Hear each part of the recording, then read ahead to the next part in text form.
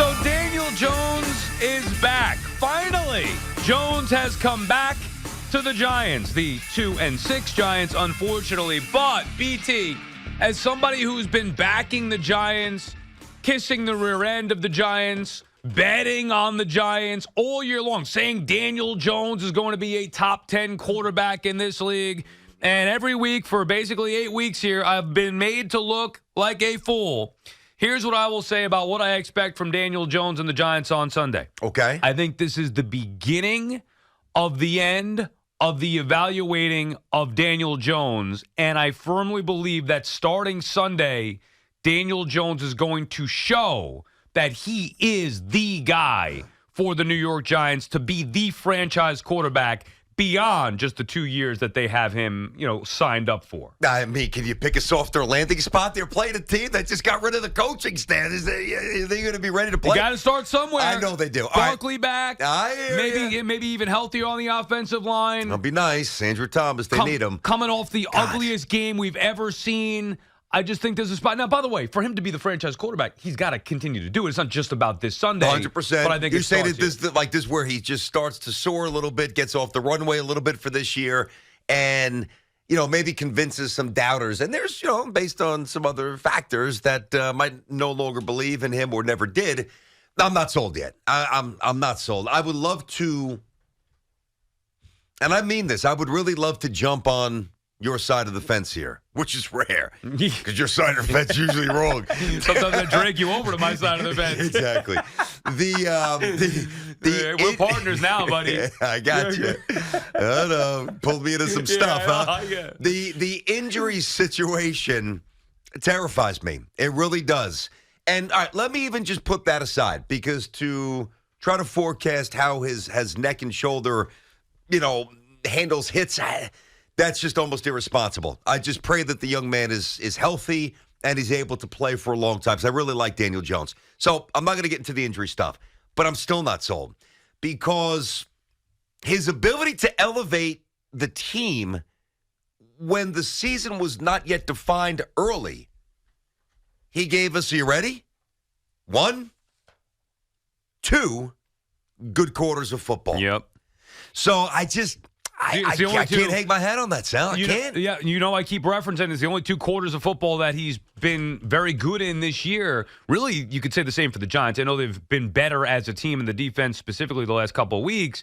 But for Jones himself, if you're evaluating his play this year, taking out last year, it's been dreadful outside of one half of football. But, look, it's not just hope because it's not like, I am rooting for it. But it's not just based off of hope. It's based off of belief, based off of what I saw last year and the spurts that I saw this year, specifically that second half. But if you step back for a second and do the math, offensive line been playing better. Team has been playing better with the defense. Barkley back healthy. Maybe the line gets even healthier.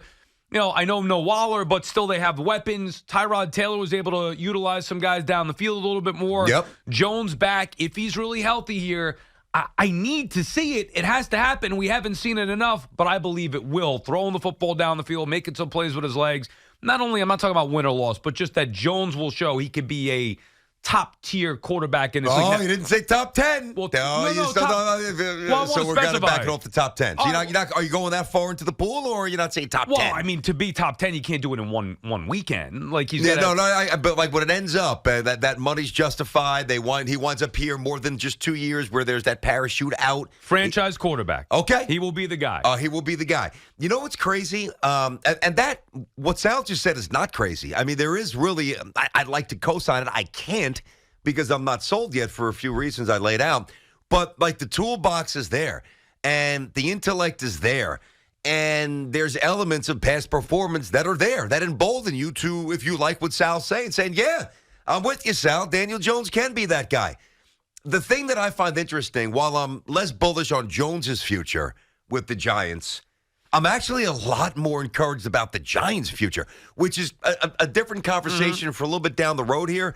But there was a point early in the year. Meaning beyond this year or just this year you're talking about? Both, actually. Okay. I think they're going to win a couple of games, maybe a game or 2 more than I thought that they remember. My number was 5. I think they beat the Raiders this weekend. Right. I'm going to put it out there right now. I think they win this game.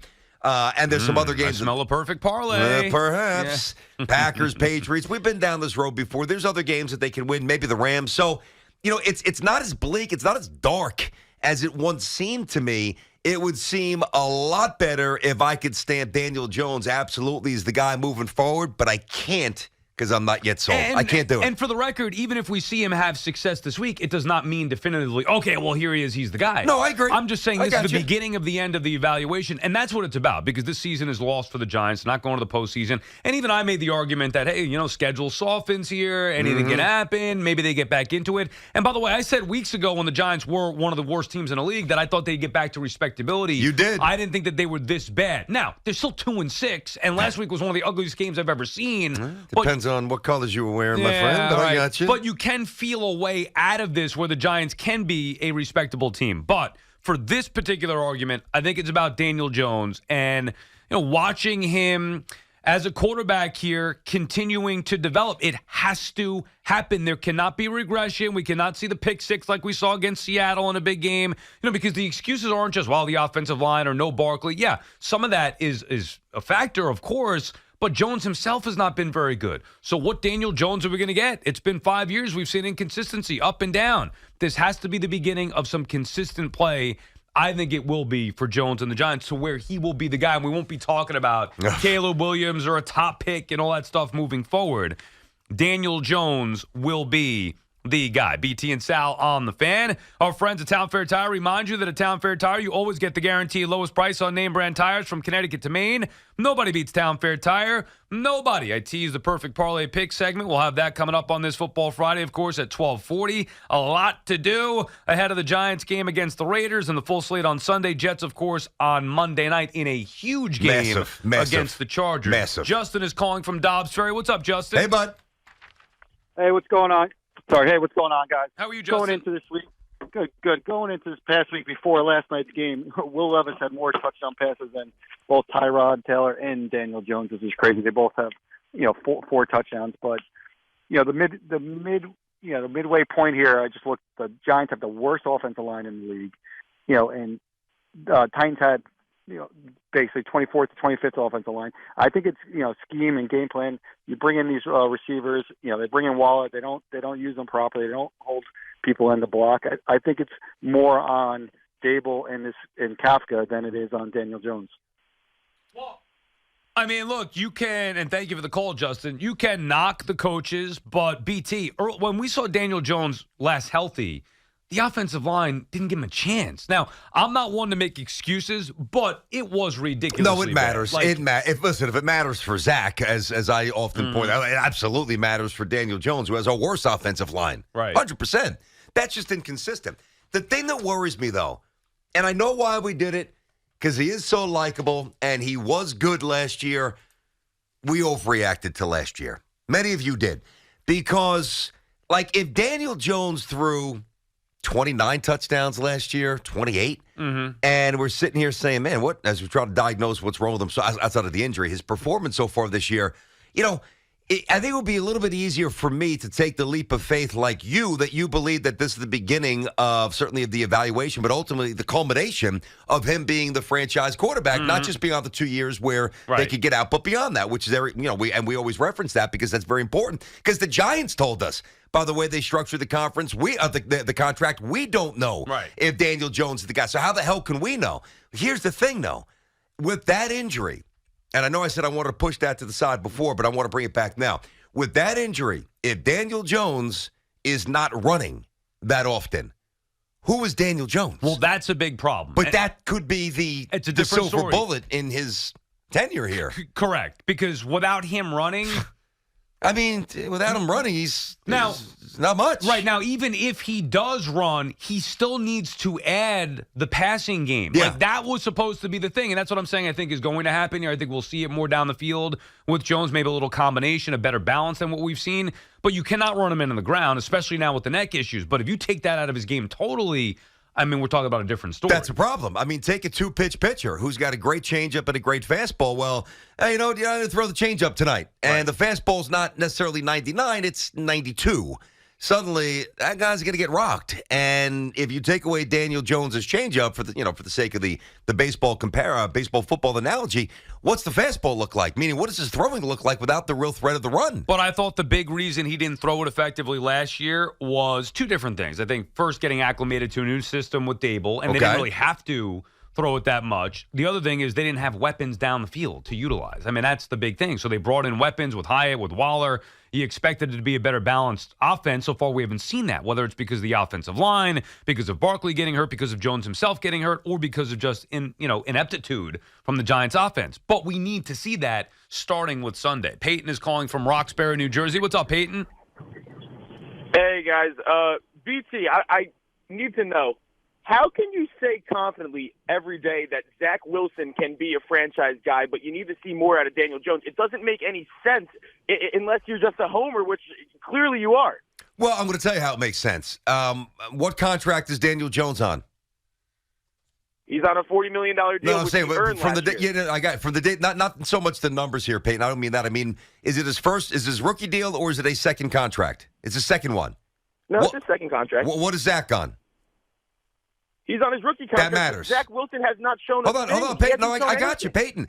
I'm not looking to mount this unrealistic defense of Zach Wilson, but the scale of grading must be different if you're a guy who's now on contract number 2. That's all I'm saying. Sure, but how are you going to go out there and did you watch the game last week? I mean, I know you did. So the Giants defense shut him down. He didn't score until the final 24 seconds in that second half. Yep. The I know. fact that you could confidently say that Zach Wilson can be a franchise guy and Daniel Jones, you need to see more. It's laughable. Oh, it's really not, though, because trust me, the Giants are saying to you that they don't know that Daniel Jones is a franchise guy because they wouldn't give more than 2 years basically guaranteed. The Giants are thinking the same thing, which, by the way, is independent of Zach Wilson, but those are two. And I didn't bring Zach up. You did. And age matters. We've gone. And listen, Zach might be gone in a year. He might throw 3 picks against the Chargers, and all of the energy for the Jets season changes. I don't expect that, but if that happens, I'll react to that. Daniel Jones is solid. Daniel Jones is competent. And Daniel Jones has the talent when used properly. It's game-changing. That's running. How much more can he run with that neck injury? Who do you think has a better arm, Jones or Wilson? It's not even close. It's Zach Wilson. There's no doubt. No, I know. I There's no would doubt. answer it that way. Zach Wilson makes some throws that Daniel Jones will never make because he can't. Jones does have a strong arm. No, I'm saying in terms of small window, running across the grain into the middle of the field with zip, that's not Daniel. Zach Wilson's better at that. Who's the more accurate passer? The more accurate passer. It's closer than you think. I mean, based on percentage, I'd probably say Daniel Jones right now. Yeah, I mean, it's close. I'm just asking you what you think. And by the way, we didn't bring Zach Wilson into the conversation. The caller did.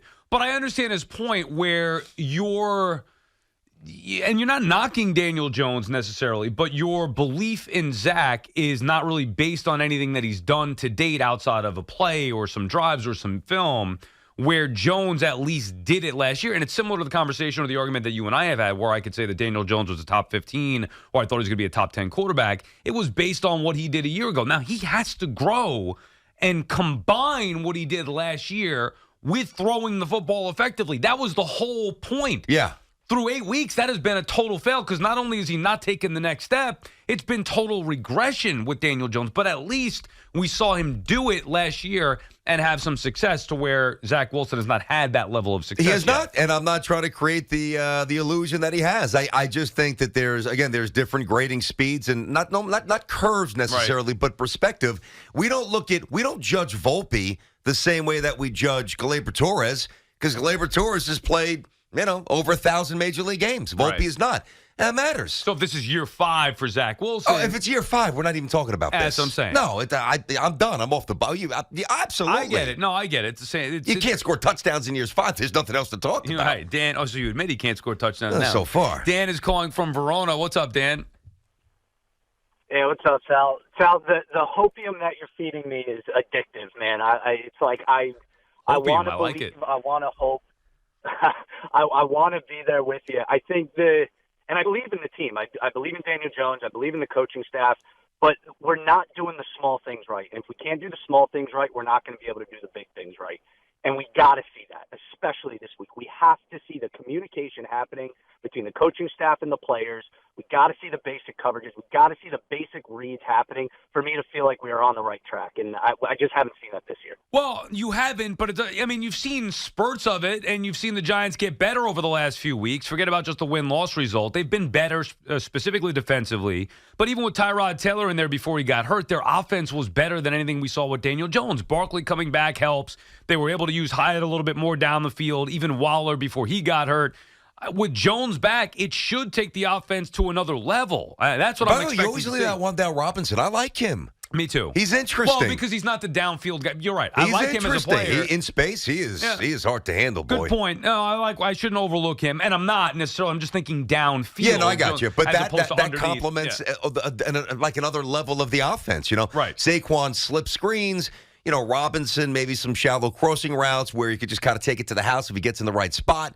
Obviously, Hyatt, who could just take the top off of defense. Like, there's now a semblance of a future. Like, I can see the shell of an offense for the New York Giants. Couldn't see that the first month of the season. No, and now when they actually get their quarterback back, what's it going to look like? We saw what it could look like with Tyrod Taylor at the helm, which was better. Again, they still weren't scoring touchdowns. They were still a mess, but it still looked better than what we saw with Jones. I agree. It just looked a little more crisp, a little more functional. All right, so I want to see him with a better offensive line and Barkley back specifically and see if they could actually maybe complete some passes down the field. Eric is in Clifton, New Jersey. What's up, Eric?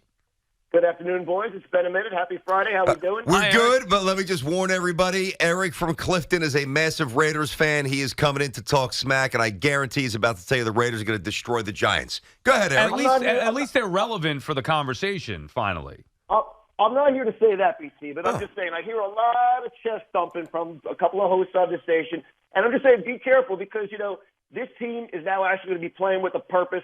Every Raider fan was about ready to just throw the towel in on this season, but the same wall that every player in that locker room wanted to throw Josh McDaniels into, they are now going to run straight through for Antonio Pierce. This team's going to be fired up, and if you've actually watched this team this year, the defense has been holding for 3+ quarters.